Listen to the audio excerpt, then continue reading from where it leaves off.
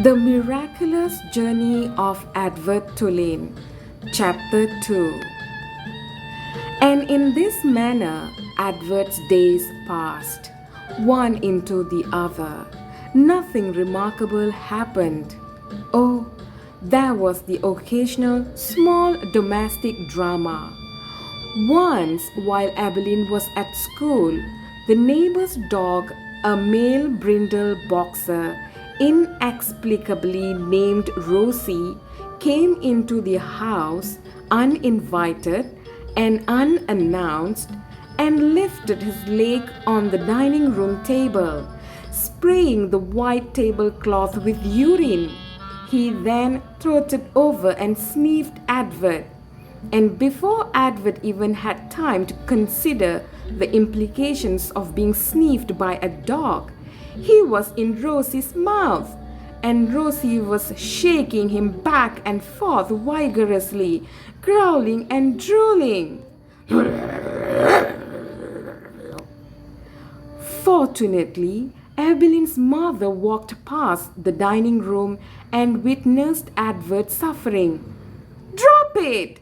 she shouted to Rosie. And Rosie, surprised into obedience, did as he was told. Edward's silk suit was stained with drool, and his head ached for several days afterward. But it was his ego that had suffered the most damage. Evelyn's mother had referred to him as it, and she was more outraged at the dog urine on her tablecloth than she was about the indignities that Edward had suffered at the jaws of Rosie.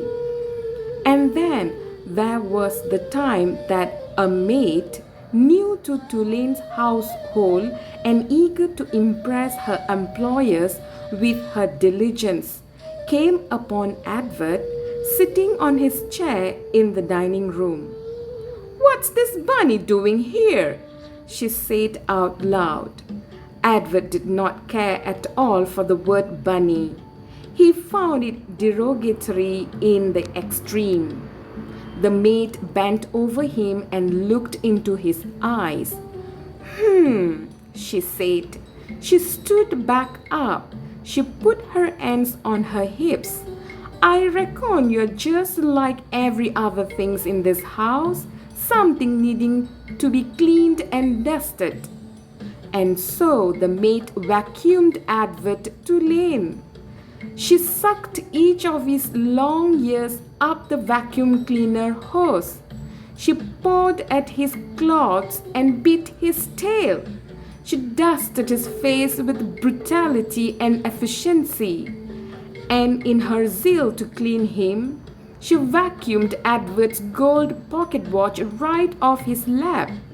The watch went into the maw of the vacuum cleaner with a distressing clank that the maid did not even seem to hear.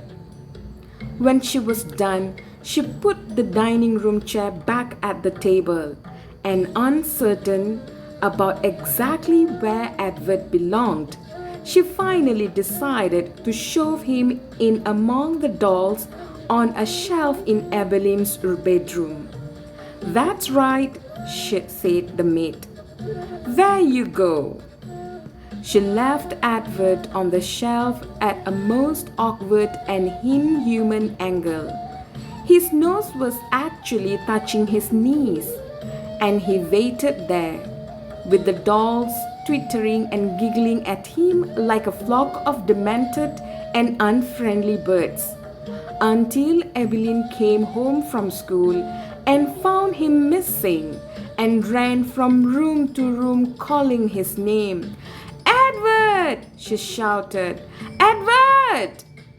There was no way, of course, for him to let her know where he was. No way for him to answer her. He could only sit and wait. When Evelyn found him, she held him close, so close that Edward could feel her heart beating, leaping almost out of her chest in its agitation. "Edward," she said, "oh, Edward, I love you. I never want you to be away from me. The rabbit, too, was experiencing a great emotion, but it was not love. It was annoyance that he had been so mightily inconvenienced, that he had been handled by the maid as cavalierly as an inanimate object. A serving bowl, say, or a teapot. The only satisfaction to be had from the whole affair was that the new maid was dismissed immediately. Edward's pocket watch was located later, deep within the bowels of the vacuum cleaner, dented but still in working condition. It was returned to him by Evelyn's father, who presented it with a mocking bow. "Sir Edward," he said, "your timepiece, I believe."